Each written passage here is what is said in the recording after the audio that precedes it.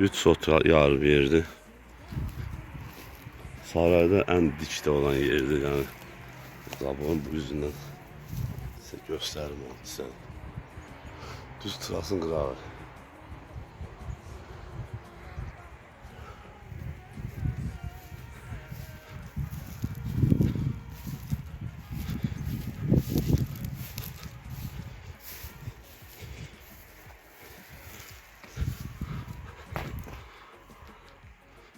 Evin içinde bir kukla vardı, bir tane de zaldı.